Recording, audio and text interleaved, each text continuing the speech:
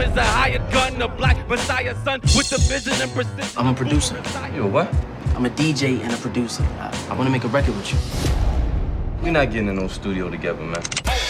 Hey, what's up, world? It's your girl, Brittany, and today I'm kicking off 2016 with a very special person. His name is Mack Wilds. What's going on? I'm good.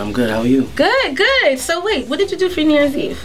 Actually, I was just with my boys for New Year's. You know, had a good time with my family and friends. Yeah. You were like drunk? Were you kind of sober? No, it usually starts off drunk, but you know, I got a chance to, we partied until the morning, so I got a chance to sober up a little bit. Okay. A little bit. And you're kicking off the year pretty good. Yes. The Breaks, you're in the movie with Wood Harris. Yes. So many, like, great actors and up-and-coming new actors, too. Tell me about the, like, most fun part about being on the set with, like, Wood and all the other people.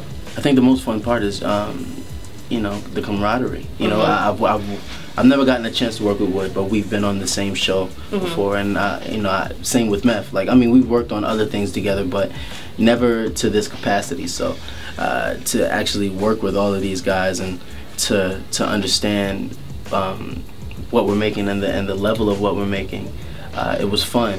You know, it was definitely strenuous, hard work, but you know, we made sure that we made a lot of fun of it and kept it really creative and kept all the love that we could put inside of it. So yeah, how is that, I guess, as an actor, right? So us people who don't really know how the acting world works, right? So they see all these people in the movie and they think that you're all like hanging out and like having a great time, but sometimes you don't even shoot with people like at all.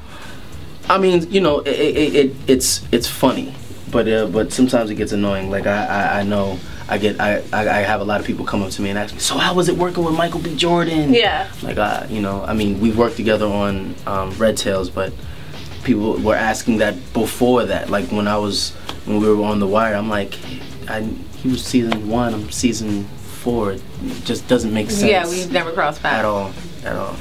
Best of friends. Like, that's my big brother, but never worked before. Oh, okay. Okay, so let's talk about music. Okay. What's going on in 2016 for you? Are you in the studio or? Absolutely. Actually, we're finishing up the album right now. You know, just putting the last finishing touches on it. You know, I'm very particular and sort of kind of a perfectionist. So, you know, me, Salam, and, you know, a couple of my friends, we're just in the studio right now, just making it right, making sure that everything sounds as good as I want it to sound, you know? Yeah. So what are we going to learn about you with this album? I think this album is a deeper take onto I think my last album. My last album was called New York: A Love Story, but I think this one I'm actually illustrating a New York love story. Like, this one is kind of more of a movie. So you get to join these two lovers as they go through their tumultuous relationship. So the ups, downs, the lefts, the rights, the temptations, and everything in between. Yeah. So are you in a relationship right now, or? No, not as of right now. A situationship? Situationship. Aren't we all? Yeah, I guess kind of. It's very, you know what, in 2016 I vowed to live in black and white, no gray area. We say that. No, but I'm sticking to it. Okay. I don't know about you. Okay. Some people thrive in the gray area. Nah, you know, I don't think it's about thriving in the gray area or anything, but I think there are certain things that aren't as plain as day. You know, it's kind of that there's no good cop, there's no bad cop. There's some cops that do good things and kind of are a little shady, and there's some good people, some bad people who look like criminals but do good for the community sometimes. You know, I don't think there's always a black and white answer, even with relationships. There's no wrong or right in love. So I think there's always going to be a little bit of gray, no matter how black and white you try to make it. Yeah. Well, how do you, I guess, deal with dating and relationships, right? So, like, you're a public figure, right? So it's a little weird sometimes to date, like, quote unquote, everyday or normal people, but it's also kind of intense to also date like one of your peers, right? Because it's like the privacy there is a little gone. Absolutely. How do you kind of deal with that? On a day-to-day basis. You know, depending on who I'm dealing with, I try to just make sure that we both understand what it is, where it is at the time, and you know, just deal with it as it comes. Yeah. Yeah. Okay. Who's your favorite person to follow on Instagram? My favorite person to follow on Instagram. I'm a funny guy, so I like to follow like funny people like the Fat Jewish or Fat Jew. Yeah. Gotta love him. He's like full of fucking shit, and I love it. Yeah. Yeah. I like to. I feel like life is hard enough. So you know, people going on Instagram and Twitter, and I rant enough as it is. So I just like to look at funny stuff. Change my day if it's going bad, even if it's good. Like look at funny stuff and keep me happy and motivated. Yeah. Adele. Listen, so your feet went up like tenfold when you popped up in that Adele. You know that, right? Yeah. When I saw, I was like, because I'm like watching the video, and then she's like, you know, singing, and then it like pans over to. I'm like, oh shit! I'm like, Mack up in this joint. I'm like, he's like 60K for a walkthrough. Mack, don't panic. It's not, you know, it's not a bad thing. Not a bad thing. Yeah. So wait, so how did you like link up with Adele? You know, I gotta give all the thanks to the director, Xavier Dolan. He was very instrumental in making all of it happen. But you know, between him and Adele and the team and all of our teams, you know, working everything out, it came to fruition, and they allowed us the room and the ability to create something as magical as that video. Did you give her a hug? Absolutely. Did you like squeeze her really? Like Adele, I just want to give her a fucking hug. No, she's dope, yo. Like she's really like, she's an authentic, real, like amazing, immensely talented woman. So to be around that and to see how much she loves what she does and loves her family. Yeah. It's amazing and definitely very, very much inspiring. Were you Tristan or were you Mack in that video?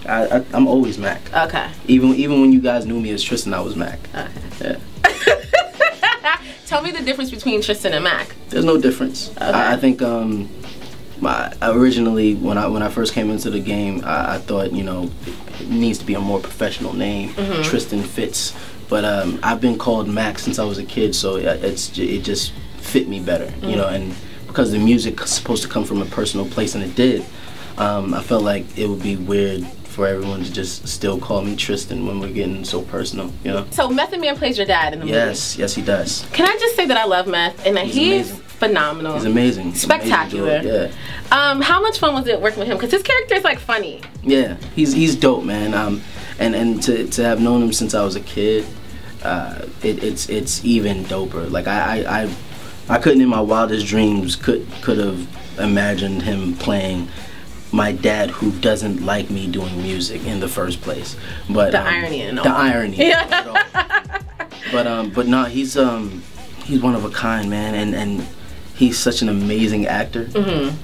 You know, what I've learned as an actor is the best actors are the ones who can help you act better, like who give you everything you need to be a better actor, and Method Man is definitely one of those actors. When you were growing up, did you like imagine that you would be where you are today? Nah. Like what did you think you were doing when you were growing up? When you were 7 and they were asking what you want to be when you grow up, what did you say? An architect. Oh. Yeah. Either I was going to be an architect or I was going to be a writer, because at that time all I wanted to do was write or build things. So those are my two go-to things.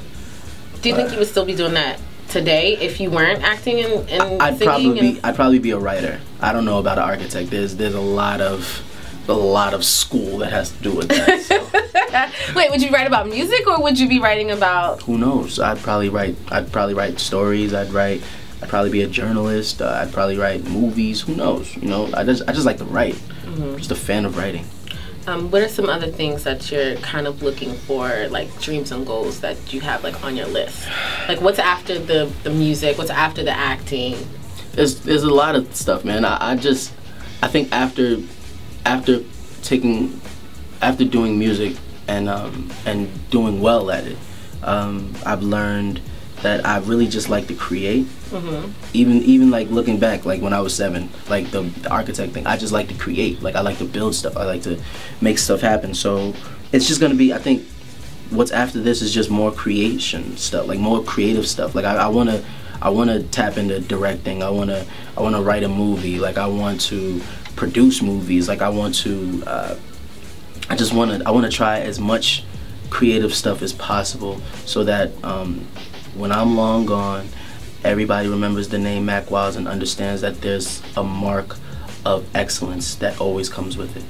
Do you think that people take you seriously enough with the music? Do you feel like you still have things to prove? I think I'm always gonna have stuff to prove, even if it's not to people. Like even just prove for myself, you know. But yes, I think there still are things to prove and to show to people that I'm actually true to this. I'm not new to this, you know. Hey yo, what up? It's your boy Mack Wilds, and tune into GlobalGrind.com right now.